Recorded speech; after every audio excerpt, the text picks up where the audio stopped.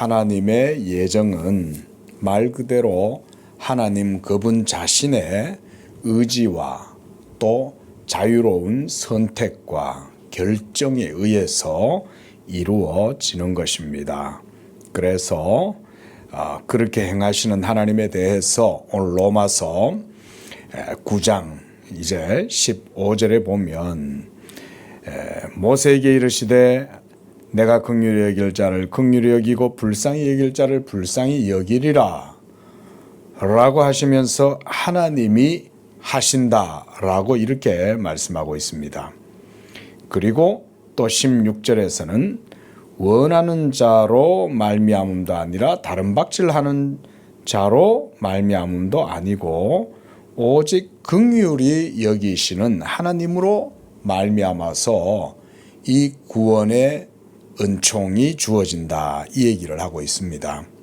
원하는 자, 그러니까 자기의 의지와 어떤 결정이나 선택이나 열정, 다른 박질 이러면은 이건 이제 열정이라고 보면 되겠죠.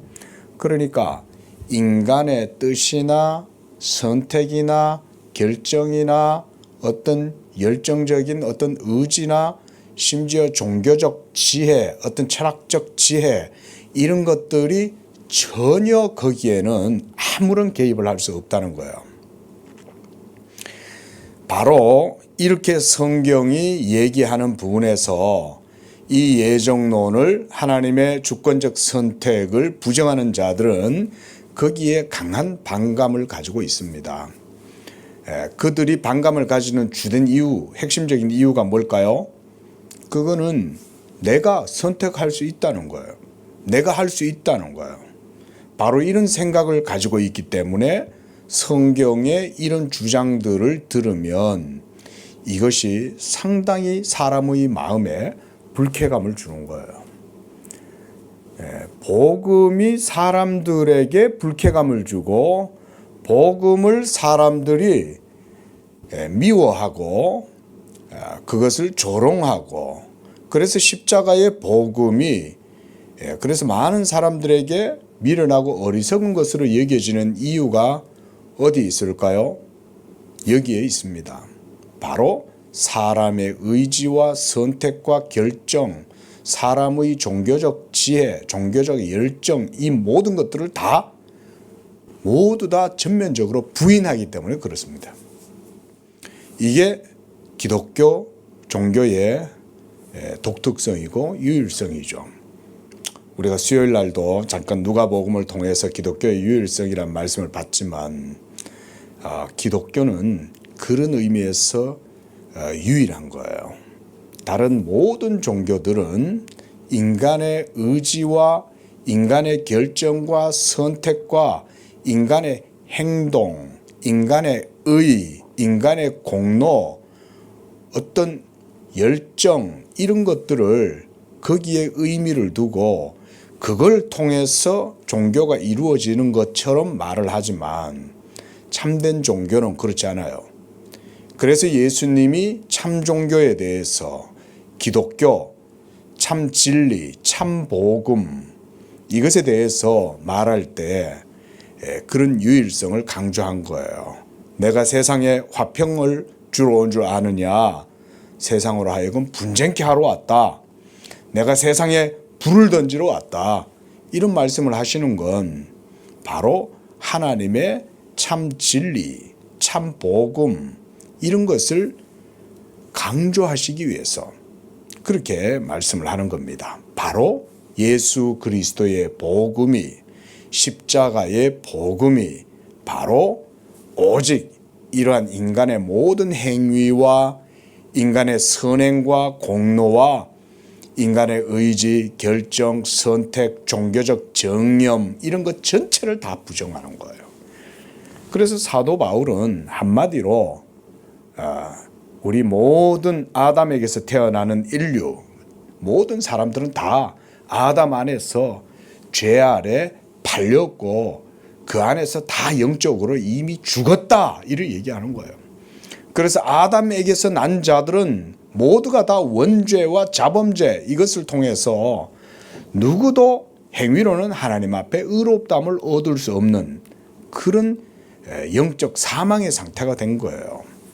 하나님이 바로 그런 자들 가운데에서 어떤 자들은 택하신 거예요. 그리고 어떤 자들은 사망에 이르도록 내버려 두시는 거예요. 그래서 오늘 본문 9장 11절 말씀 다시 한번 보시기 바랍니다. 거기도 보면 그 자식들이 그랬어요. 리브가의 쌍둥이 아들 에서와 야곱입니다. 이들이 아직 나지도 않았는데 무슨 선이나 악을 행하지도 않았어요. 아직. 그런데 택하심을 따라서 되어지는 하나님의 뜻은 사람의 행위로 말미암아 되는 게 아니라 오직 부르시는 하나님의 그 은혜로 말미암아서 되게 하려 하사, 이러면서 이 에서와 야곱을 사도 바울이 비유적으로 드는 거예요. 그러고 보면 하나님의 선택은 이스마엘과 이삭에게서도 드러나게 되고, 또 이스마엘은 하나님의 선택에 들지 못하고 약속의 자녀는 이삭이었죠. 그리고 그 이삭에게서 또 난 자 가운데에서도 하나님의 약속이 누구에게 주어지냐면 에서가 아니라 바로 야곱에게 주어지게 된 거예요. 그러니까 이런 것을 통해서 하나님이 보여주고자 하시는 바가 뭐냐면, 하나님의 택하심은, 그의 약속의 자녀는 오직 하나님의 택하심을 따라서 되어진다는 사실을 보여주는 거예요. 그래서 13절에 내가 야곱은 사랑하고 에서는 미워하였다 하심과 같다, 이렇게 말씀하고 있습니다. 자, 우리가 이제 21장 오늘 6절 말씀을 우리가 함께 읽으면서 또 내용들을 살펴보고자 합니다. 자, 6절입니다. 688쪽. 혈통상 언약의 후손에 속한 자들 중에서도 일부만 지킴을 받고 나머지는 끊어졌다. 그러니까 혈통상 언약의 후손이란 아브라함의 혈통에서 난 자들, 유대인들을 얘기하는 거겠죠. 그런데 그들 중에서도 하나님의 택하심을 따라 나는 자가 있고, 그들 중에서도 아닌 자들이 있어요. 아브라함 안에도 이스마엘과 이삭이 나누어지고, 심지어 쌍둥이인 에서와 야곱 중에서도 나뉘어지죠. 그렇게 해서 에서는 야곱과 함께 하나님의 그 언약의 분깃을, 기업을 차지하지 못해요. 그래서 에서는 따로 나가서 살아요. 야곱이 그 아버지 이삭의 기업을 물려받아요. 자, 이런 것들을 보여주는 거죠. 이게 이스라엘의 혈통으로서의 후손들 속에도 이게 하나님의 택하심을 따라 나는 이런 역사가 이루어졌다는 거죠. 자, 이제 두 번째 단계의 논의가 덧붙여져야 한다. 선택은 더 한층 제한된 수준의 것으로, 그곳에는 더 한층 특별한 하나님의 은혜가 선택 가운데 나타난다, 이 말이에요. 하나님의 택하심이 은혜로 되어진다, 이 말이죠. 즉 하나님은 아브라함에게서 난 동일한 혈통에서 어떤 사람은 물리치신 거죠. 바로 이스마엘은 물리치시고, 그래서 이스마엘은 하갈과 함께 나가죠. 하나님이 내보내죠. 예? 이 자식은 내 아들 이삭과 함께 하나님의 기업을 얻을 수 없다, 이래가지고 사라가 하갈과 그 이스마엘을 내쫓으라고 할 때 하나님이 뭐라고 하셨어요? 그래, 아브라함아, 사라가 하는 말대로 해라, 이렇게 얘기하는 거죠. 어떻게 생각하면 굉장히 비정한 것 같지만 여러분, 그 속에서 하나님이 이런 진리를 보여주는 거예요. 그래서 성경은 항상 인본주의적인 것이나 우리의 윤리적인 기준으로 보면 안 됩니다. 하나님의 행동과 하나님의 의지와 뜻이 그 속에 있어요. 그런 걸 우리의 아주 얄팍한 윤리의식 가지고, 그래서 성경을 함부로 판단하면 안 됩니다. 자, 그래서 다른 사람들은 교회 안에서 양육하시고 자기 자녀들 중에 계속해서 두셨다. 이스마엘은 처음에 자기 동생 이삭과 동일한 신분을 지니고 있었어요. 왜냐하면 이스마엘도 할례를 받았어요. 처음에. 아직 이삭이 태어나기 전에 할례를 받았습니다. 그런데 이스마엘은 언약에서 끊어졌어요. 그 다음에 에서가, 그 이후에 무수히 많은 사람들이 이 언약에서, 이스라엘에서 끊어졌어요. 그리고 결국 모든 이스라엘이 끊어졌다, 이렇게 얘기합니다. 자, 모든 이스라엘이 끊어졌다는 건 결국은 바벨론 포로로 끌려갔을 뿐만 아니라 그때 하나님이 벌써 내가 너희 조상들과 광야에서 맺었던 언약과 다른 새로운 언약을 내가 맺을 거다, 이렇게 말씀하시죠, 벌써. 그러니까 이스라엘과 맺었던 율법 언약은 이제 깨어져요. 그럼 그게 깨어져 버리면 이스라엘의 존립 자체가, 근거가 사라지죠. 왜냐하면 이스라엘은 율법 위에 서 있었잖아요. 근데 율법 언약이 아니라 이제는 새 언약으로 내가 새로운 백성을 일으키겠다라고 얘기하실 때 이스라엘은 거기서 끊어지게 된 거죠. 그리고 그들의 믿지 아니함으로 복음이 이제 이방인들 가운데로 흘러가게 되는 이런 역사가 복음의 경륜이죠. 자, 그러나 이 사간에는 그 씨앗이 부름을 받았다. 이 씨가 하나님의 택하심을 말하는 거예요. 보통 씨라는 건 보통 땅에 뿌려져 있으면 잘 안 보입니다. 그렇죠? 있는지 없는지 몰라요. 그런데 그 씨는 반드시 생명이 있어가지고 어느 때가 되면 이게 딱 발화가 돼가지고 그 씨의 존재가 드러납니다. 그래서 성경은 하나님의 택하심을 씨라고 표현하는 거예요. 씨를 비유적으로 표현하는 거예요. 씨. 바로 이 씨가 하나님의 택하신 자들을 의미하는데 그 씨의 가장 밑뿌리, 가장 시초에 누가 있을까요? 예수님이 하나님의 택하심의 근원이에요. 그래서 신학자들은 이 예수 그리스도, 하나님의 예정하신 자, 이 예수 그리스도를 또 선택의 거울이다, 이런 식으로도 표현을 합니다. 또는 선택의 기초다, 이렇게도 표현해요. 그게 바로 하나님의 약속의 자녀, 씨, 예수 그리스도다, 이 말인 거예요. 자, 그래서 그 다음 넘어갑니다. 그 제일 밑에 줄 보세요. 이렇듯 놀라운 변화 가운데 하나님의 은혜의 경이로운 은밀함이 잘 드러난다. 하나님의 은혜의 경이로운 은밀함. 그 밑에 제일 밑에 문단, 그뿐 아니라 내가 여기서 내 두 단계를 주목해야 한다고 말하는 것은 합당한 이유가 있다.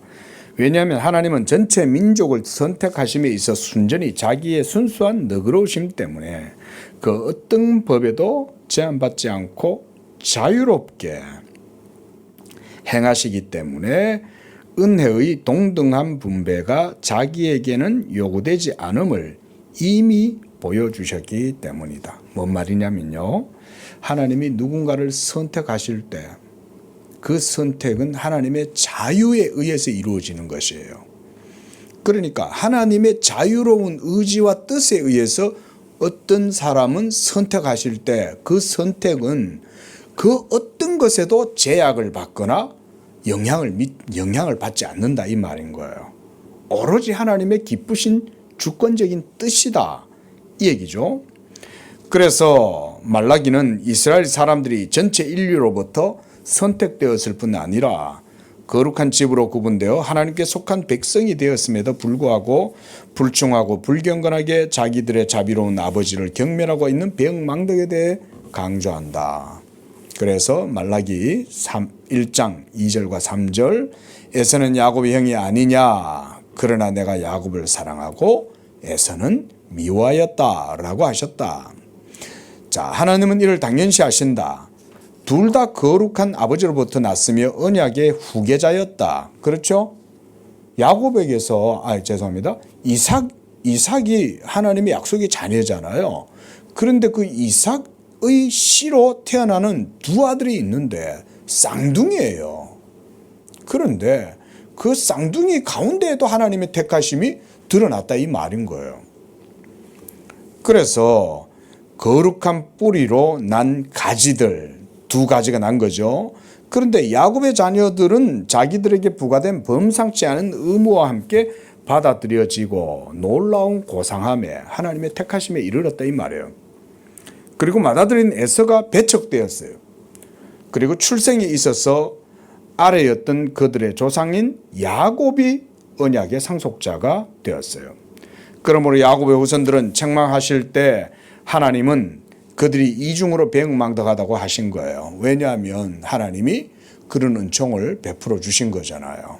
근데 이스라엘 족속들이 그 하나님의 택하심과 사랑을 입었음에도 불구하고 하나님을 부정하고 배척하고 배반했다. 그러면 그들의 배은망덕함은 이중적이죠. 그죠? 이 더블로 그냥 하나님을 배반한 거예요. 자, 칼빈이 이렇게 설명을 하는 겁니다. 지금. 자, 그 다음 7절입니다. 각각 머리이신 그리스도께 지체로서 접붙임을 받게 되는 개별적인 선택. 자, 봅시다. 하나님은 자기의 은밀한 계획으로 자기가 기뻐하시는 자들을 자유롭게 선택하시지만 다른 사람들은 거절하신다. 이것에 대해서는 우리가 이제 충분히 밝혀졌다. 그럼에도 불구하고 우리 각자 개인들로서 하나님이 각자에게 구원을 주실 뿐만 아니라 그들 각자가 그 효력의 확실성에 대해 회의를 갖거나 의심하는 일이 없도록 돌보신다는 사실을 인식하게 된다. 하나님의 택하심을 입은 예정을 입은 자들, 선택받은 사람들에게는 하나님이 분명한 이 확신을 주신다 이 말인 거예요. 그 전까지는 여전히 그의 값없는 선택은 단지 절반밖에 우리에게 설명되지 않은 것이 된다.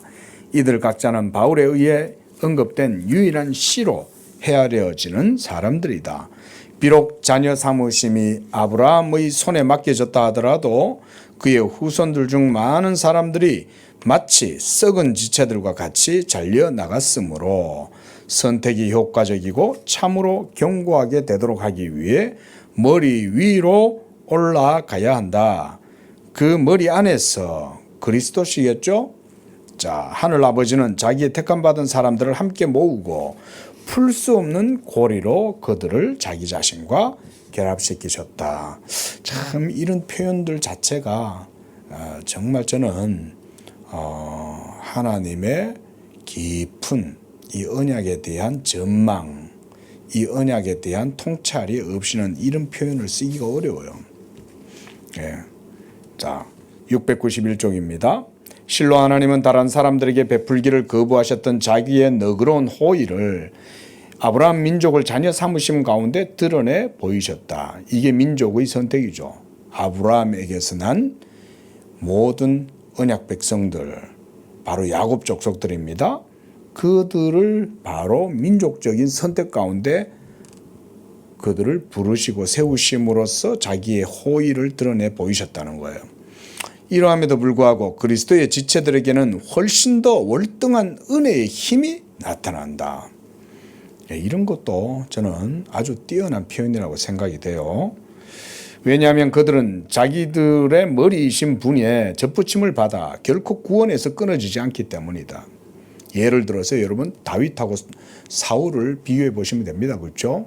자, 사울은 결국은 어떻게 됩니까? 결국은 그 구원에서 끊어지게 되죠. 그러나 다윗은 하나님의 택하심과 구원 가운데에서 확고부동하게 그 지위를 유지하고 하나님이 주신 구원의 은총이나 확실함을 굳건하게 붙들죠. 여러분 다윗의 시편을 보지만 그 속에서 사울의 시편을 한 번이라도 여러분 보신 적이 있습니까? 사울은 그 어디에도 하나님을 찬양하지 않아요. 사울은 끝까지 하나님의 택하신 자를 미워하고 조롱하고 멸시하고 핍박하다가 결국은 엔돌의 무당이나 이런 귀신 들린 사람이나 쫓아다니다가 결국은 멸망을 당한 거예요. 이런 것들이 이스라엘 속에 성경에 기록되지 않은 부분들도 많이 있다 이렇게 생각하시면 됩니다. 다윗과 사울뿐이었겠어요? 성경에 기록되지 아니한 많은 에피소드들이 많이 있을 거 아니에요. 하지만 그들에게는 분명한 차이가 있어요. 하나님에 대한 진실한 믿음과 사랑이 있느냐, 그렇지 않느냐, 이 두 종류죠. 그러므로 지혜롭게도 바울은 우리가 조금 전에 인용했던 말라기서의 본문의 기초에서 하나님이 영생의 언약을 맺으신 후, 여기서도 영생의 언약이라고 그러죠. 그러니까 예정이라고 하는 건 언약 속에서 이루어지는 겁니다. 그걸 여러분들이 좀 기억을 하세요. 생명의 언약이다, 이렇게 예정론 시작할 때 그렇게 칼빈이 표현을 했는데, 여기서는 영생의 언약이다 이렇게 표현하죠. 기본적으로 그러니까 이런 걸 보면 칼빈의 모든 신학의 사유라든가 이런 것들은 다 이 언약론적이에요. 언약 신학적인 전망 속에서 성경을 해석하고 있는 거예요. 자, 어쨌든 이렇게 언약을 맺으신 후 어떤 백성을 자기에게로 초청하실 때 특별한 방식의 선택이 그들 중 일부를 위해 숨겨져 있다. 자, 이런 표현도 재미있습니다. 그렇죠? 하나님이 누군가를 택하시고 부르신다라고 할 때는 그게 우리의 눈에는 그게 잘 안 보여요. 가령 예를 들어서 우리 교회에 신도들이, 우리 교회를 다니는 교인들이 예를 들어서 100명이라 칩시다. 그러면 그 100명 가운데 모든 사람들이 다 하나님의 택하심을 입은 사람이 아닐 수도 있어요. 다 하나님의 전적으로 100% 다 택하심을 받은 사람들만 모인다면 더욱이 좋겠지만, 항상 그 속에 보면 벌써 가라지가 있고 거짓된 형제들이 그 속에 들어와 있죠. 마치 가룟 유다와 같은 자들, 이런 자들이 있어요. 그래서 가라지와 알곡이 함께 섞여 있는 거예요. 자, 이런 것들은 은밀한 거죠. 우리가 파악할 수 없죠.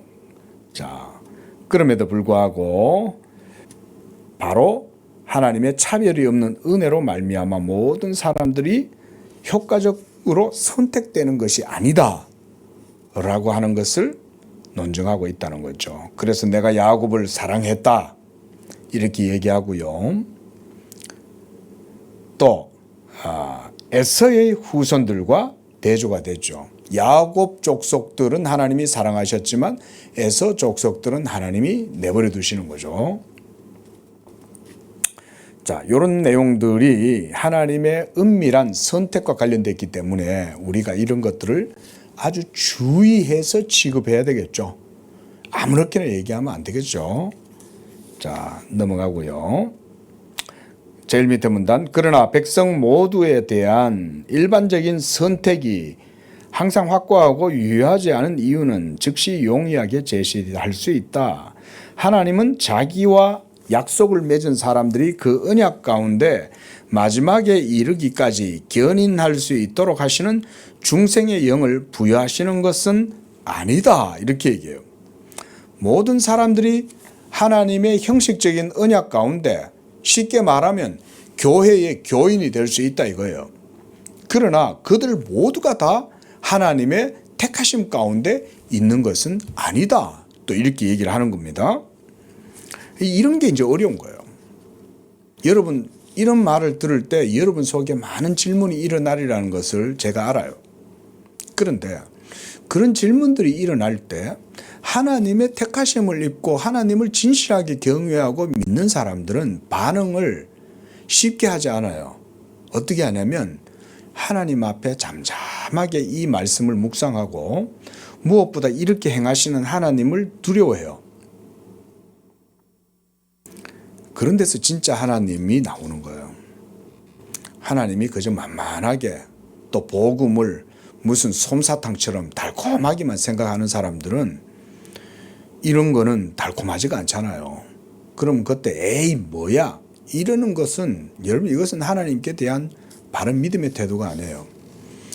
제가 처음에 예정론을 우리가 들어오면서 제가 초입에서 이런 말씀 드린 거 혹시 기억나실런지 모르겠어요. 하나님이 왜 예정하고 선택하시냐? 왜 모든 사람들을 다 택하셔서 구원하시지 않고 택하신 자들을 하나님께서 구원하시는 거냐? 그것은 하나님 그분 자신의 영광을 드러내심과 함께 우리들의 불의함과 불신앙을 그걸 통해서 드러내시고 시험하시려고 하셨다는 거예요. 이걸 시험하실 때 하나님이 그걸 통해서 자기가 의롭다는 걸 보여주시는 거예요. 그래, 내가 이렇게 하는데 네가 나한테 뭐 대꾸하고 나를 비난하고 조롱해? 응?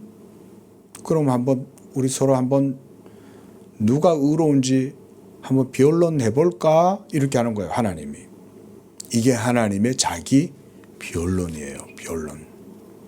하나님이 변론하심으로써 자기의 의로움을 그걸 통해서 증거하시고 드러내요. 이런 것들은 좀 깊이 있는 표현이긴 해도 이렇게 하나님이 살아계시기 때문에 하나님이 자기의 결정과 선택을 통해서 이런 하나님 자신의 의로우심과 영광을 드러내시는 거예요. 그래서 우리가 예정론을 대할 때는 아주 신중해야 되고 겸손해야 돼요. 그러지 않으면 자칫 하나님을 불의한 자로 만들어버리고 내가 마치 하나님조차도 판단할 수 있고 비난할 수 있다는 식의 거만함에 사로잡히는 거예요. 이렇게 하는 사람들 많이 봤어요. 그래서 예정론 교리를 우리가 성경 앞에서 아주 신중하면서도 겸손하게 다뤄야 됩니다. 하나님을 경외하지 않는 자들은 그 예정론 교리에서 다 미끄러져요. 그래서 실족해요. 그리고 참 믿음에 도달하지 못해요, 결국은. 왜냐하면 그들 속에는 약속의 씨, 뿌리가 없잖아요. 결국은 참된 믿음에 이르지를 못하는 거예요. 자, 그 영의 능력에 따른 그들을 효과적으로 지킬 수 있는 내적 은혜의 작용이 없다면 외적인 변화는 이건 이제 택하심 교회 가운데 왔다 이 말이에요. 외적인 변화. 교회 나오긴 해도 인류의 비천함과 아주 소수의 경건한 사람들 선택 사이 어느 중간쯤에 자리를 차지하게 될 것이다. 이렇게 얘기하는 거예요. 자, 그래서 이스라엘 전체 백성이 하나님의 기업이라고 불렸지만 그들 중에 많은 수들은 외인들이었다는 거예요. 이스라엘 공동체에 말하자면 구약 이스라엘 백성으로서 주민등록증은 가지고 있다 해도 하나님의 약속의 자녀인지 아닌지는 그 모두가 다 대상이 되진 않는다 이 얘기죠. 이게 어렵죠. 이런 내용들은. 그러나 하나님은 그들의 아버지와 구속주가 되시겠다는 약정을 무분별하게 맺으신 건 아니었다. 그는 많은 사람들의 불충한 모반보다 값없이 베푸시는 자기 자신의 호의를 더 많이 주목하신다. 심지어 그 불충한 사람들을 통해서도 하나님의 진리, 이것은 하나님의 택하심과 유계하시는 이런 하나님의 주권적 의지나 선택과 결정, 이렇게 보시면 돼요. 그런 하나님의 진리, 그거는 안 없어진다는 거죠. 맞죠? 인간들이 불충하다고 하나님의 진리가 없어지고 인간들이 하나님의 주권을 무시하고 아무렇게나 하나님을 비판하고 그렇게 한다고 해서 하나님이 뭐 진리가 그것 때문에 뭐 훼손되거나 이렇게 되진 않죠. 왜냐하면 하나님은 그들 가운데 몇몇을 자기 자신을 위해 보존하셔서 자기 부르심에 후회하심이 없음을 나타내셨기 때문이다. 또 그 밑에 줄 보세요. 이방인들보다 아브라함의 자녀들로부터 자기 교회를 계속해서 모으시는 이유는 자기의 언약이 다수에 의해 위반되었을 때 그것을 소수에 제한시켜서 완전히 단절되지 않도록 하시려는 뜻이었다. 이걸 우리가 구약 성경에서 보면 남은 자 있죠. 남은 자. 그 남은 자 얘기예요. 그러니까 다 멸망당할지라도 오직 남은 자만이 구원을 얻는다라고 할 때 그때 그 남은 자들이 하나님의 언약의 신실함을 얘기하는 거예요. 모두 율법을 배반하고 하나님을 거절할지라도 하나님은 그 가운데에서 자기를 위하여 남은 자들을 남겨두신다. 그루터기를 남겨두신다. 이 말이죠. 자, 그 밑에 문단. 아브라함의 씨를 공통적으로 자녀 삼으심은 하나님이 많은 사람 가운데 일부에게 부여하신 더 큰 은총을 제시하는 어떤 보이는 형상이었다. 뭘 강조하려고 드러내 보였다. 이런 의미로 생각하면 좋겠어요. 바로 내가 구원한다. 이걸 보여주신다는 거죠. 내가 구원자야. 나는 내 이름을 위하여 행하는 자야. 나는 우상에게 내 영광을 주지 않아. 에? 나는 내 찬송을 다른 자에게 주지 않아. 이걸 보여주시려고 어떤 자들은 내버려 두시면서 수많은 사람들이 하나님을 배역하고 거스를지라도 그 택하신 자들, 그루터기를 통해서 자기 영광을 나타낸다 이 말인 거예요. 그런 의미입니다. 그게 바로 어떤 보이는 형상이라는 저는 이렇게 이해를 해요. 자, 바울이 육체에 따른 아브라함의 자녀들과 이삭의 예를 따라 부르심을 받은 영적 자녀들을 신중하게 구분하는 이유가 여기 있다. 아브라함의 자녀들이 되는 것을 그저 헛되고 무익한 일이라고 말한다면 이는 언제나 언약에 대한 모욕을 일삼는 행위가 된다. 하나님은 자기의 불변하는 계획에 따라 자기가 원하는 자들을 위하여 자기를 위하여 예정하셨다.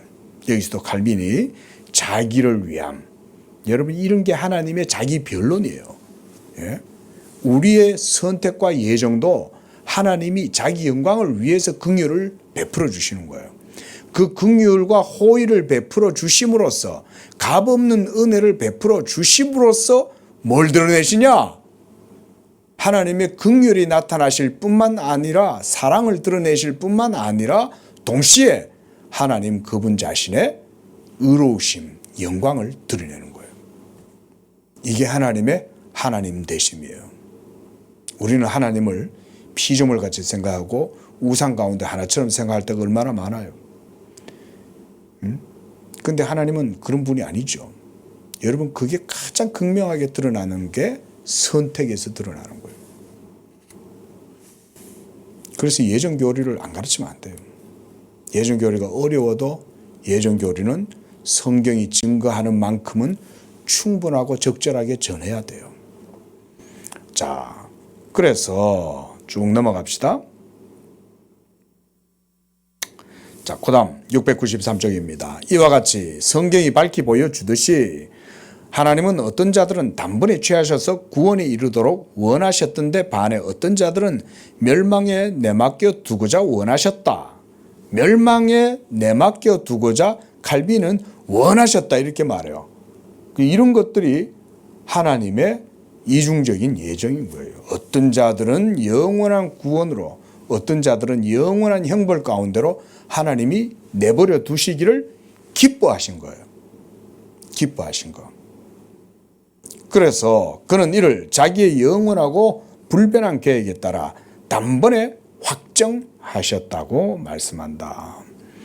또한 우리는 이 계획이 택함받은 자들과 관련해서는 하나님의 값없는 자비에 기초하고 어떤 면으로든 사람의 고상함과는 무관하게 수립되었다고 주장한다. 그러나 하나님은 자기의 의롭고 나무랄 데 없고 불가해한 심판으로, 그러니까 유기된 자들은 하나님의 공의의 심판에 의해서 내버려둠을 당하는 거예요. 그러니까 이렇게 생각하면 안 돼요. 하나님이 내버려둬서 그 사람들이 죄를 짓게 되었다. 이게 아닙니다. 예. 사람들이 오해하는 것 가운데 하나가 뭐냐면 유기되었다라고 하는 거는 하나님께서 유기하셨을지라도 그 죄의 원인은 바로 인간 자신이에요. 인간 자신이 그 죄의 그리고 멸망의 원인이에요. 그런데 그러면 선택된 자들은 어때요? 선택된 자들은 죄가 없나요? 죄가 있죠. 동일하게 죄인이에요. 그런데 이들은 죄인일지라도 하나님의 긍휼과 자비 또 뭐 호의 이렇게 또 표현도 합니다. 그렇죠? 이것에 의해서 하나님이 선택하신 거예요. 그런데 이들의 죄와 행위에 관계없이 하나님의 기쁘신 뜻에 의한 선택이요. 그리고 이들에게는 하나님의 공의가 적용된 거예요. 공의가 적용이 됐다는 말은 하나님이 죄를 짓도록 했다는 말이 아니잖아요. 그러면 그건 공의가 아니잖아요. 그러나 이들이 하나님께로부터 택함을 받지 못한 것은 하나님이 그들에 대한 공의의 심판이 그들에게 적용된 거예요. 심판이. 이들에게 적용됨으로써 하나님이 그들을 내버려 두시기를 기뻐하셨다. 기뻐하셨다는 말은 공의가 적용되니까 그런 거죠. 그러니까 말 그대로 우리가 세상에서도 인과응보다 뭐 이런 말이 있잖아요. 그러면 인과응보라는 말을 할 때 우리가 드라마 같은 거 보면 드라마의 뭐 문학적 구조 자체가 원래 인과응보가 주된 메인입니다. 그러면 주인공이 억울하게 고통당하다가 그 역경을 이겨내고 결국은 악인은 심판받을 때, 여러분 해피엔딩 할 때 악인이 멸망받으면 여러분들 기뻐요, 안 기뻐요? 그걸 보고 기뻐하죠. 그렇죠? 우리가 문학 작품 하나를 읽어도 요즘 우리 사회도 어떤 한 악인이 일어나 가지고 악을 저질렀어요. 그래서 수많은 사람들이 그 한 사람 때문에 지금 우리나라가 도덕성이 지금 심판을 받고 있는 거예요. 예? 우리나라 헌법의 프로세서가 과연 얼마만큼 공의가 잘 작동하고 있는가가 지금 시험대 위에 올라 있다고 보여요. 근데 그런 악한 자들이 공의대로 법대로 바르게 판결을 받으면 나중에 다 한호를 지르겠죠. 그렇죠? 하물며 마지막 날 하나님의 공의, 하나님의 의로우심, 우리가 여기서 이게 벌써 이제 큰 개념이 나와요. 예? 하나님의 의, 이 누구의 의예요? 하나님의 의인 거예요. 인간의 의가 아니에요.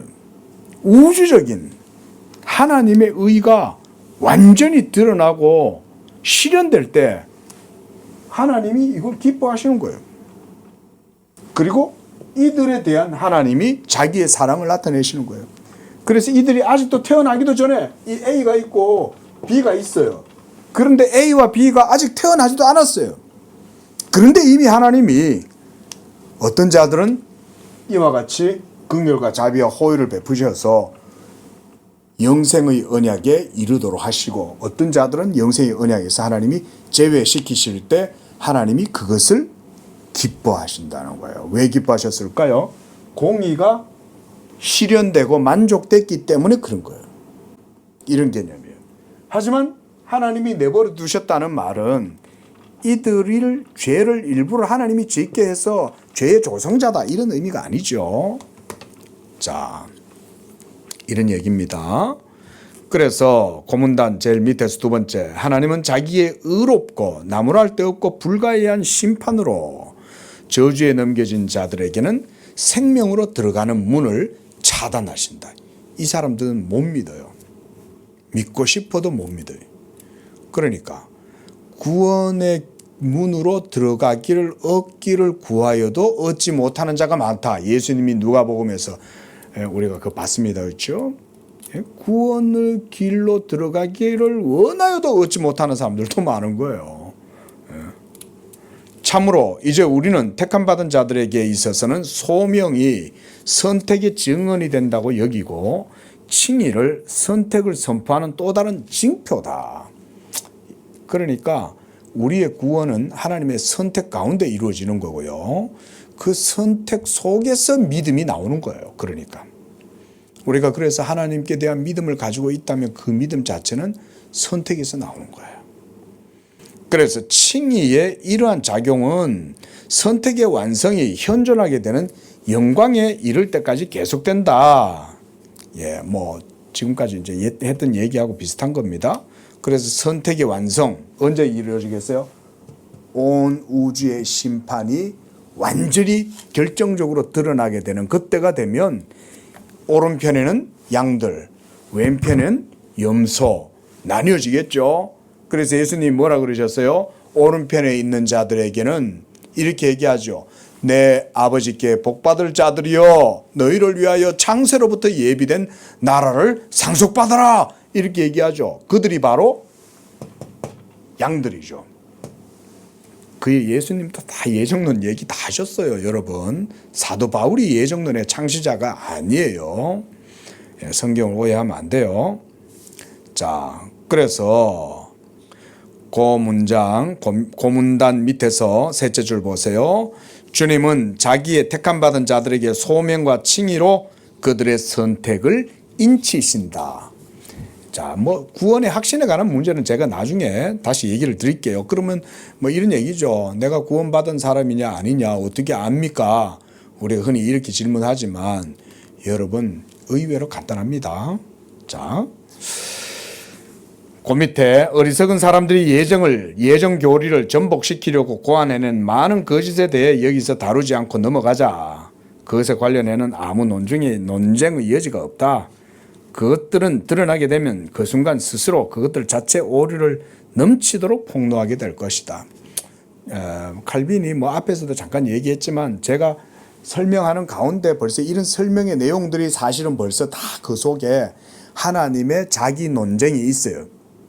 이런 걸 하나님의 자기 변론이라고 그래요. 하나님이 오라 우리가 서로 변론하자 이렇게 얘기하잖아요. 이스라엘 백성들을 향해서. 그 얘기는 하나님이 자기의 의를 드러내신다 이거예요. 그래서 로마서 3장 같은 데도 보면 26절 같은 데 보면 하나님이 예수 믿는 자들을 의롭다 하실 뿐만 아니라 자기도 의로우시고 이러죠. 그러니까 원래는 복음은요 하나님의 의를 드러내는 거예요. 그래서 하나님의 의가 복음에는 드러남으로써 뭐가 되냐면 하나님의 자기 변론이 되시는 거예요. 그래서 네가 나를 불의하다고 하느냐? 그래? 그러면 우리 누가 더 의로운지 한번 해볼까? 이러면서 자기의 의를 드러내실 때 뭘 통해서 드러내시냐면 예수 그리스도의 복음 이걸 통해서 드러내셔요.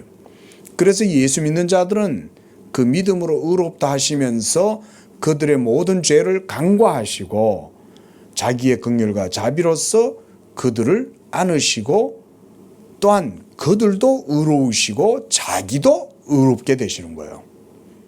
이런 게 하나님의 자기 변론이에요. 그래서 하나님의 복음에는 하나님의 의가 나타난다. 사도 바울이 이렇게 표현합니다.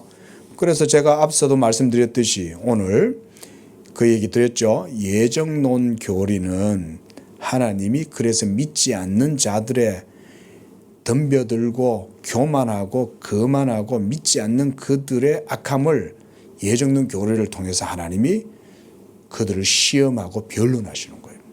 저는 개인적으로 그렇게 이해를 합니다. 자, 그래서 제일 밑에도 보세요. 칼빈도 이렇게 얘기하죠. 하나님의 의를 공격하기 위해 그럴듯한 외양을 구실로 삼는 불경건이 무엇인지 각각 잠시 돌아보자. 이거 이제 그 얘기를 하겠죠, 이제. 그러니까 하나님의 의를 공격하고 있는 거예요. 불경건한 자들이. 그러면서도 그걸 공격할 때 무슨 생각하면서 공격하겠어요? 나는 의롭다고 생각하고 하나님의 의를 공격하겠죠. 이런 데서 인간의 불신앙이 드러나는 거예요. 이 예정교리가 그래서 하나님의 판단이 이런 것 속에서 드러납니다. 자, 나중에 더 얘기들을 나누고요. 기도하겠습니다. 자비로우신 하나님 아버지, 찬양과 영광을 드립니다. 주의 주권과 주의 기쁘신 뜻과 자유로운 선택과 결정 가운데 하나님이 모든 것들을 행하실 때 진흙한 덩이를 가지고 어떤 것은 귀하게 쓰고 어떤 것은 천하게 쓸 그릇을 지금도 만드시고 이루어 가시는 줄로 믿습니다. 다만 우리가 하나님을 믿고 섬기고자 할 때 늘 하나님 앞에서 두렵고 떨림으로 겸손과 온유함으로 하나님 앞에 서게 도와주시고 하나님의 하나님 되심을 높이고 찬양하는 우리가 되게 하시오며 그렇게 행하시는 하나님께 전적인 영광을 돌려드리고 예수 그리스도로 말미암아 우리에게 베풀어 주시는 이 구원의 은혜를 늘 감사하고 영광을 돌려드리는 그런 우리의 복된 믿음들 다 되도록 도와주시고 또한 우리 성도들의 믿음과 삶 속에 하나님의 선택의 인치심과 표징을 또한 깨닫고 발견하는 복된 삶이 되도록 축복하여 주시옵소서. 거룩하신 예수님의 이름으로 기도합니다. 아멘.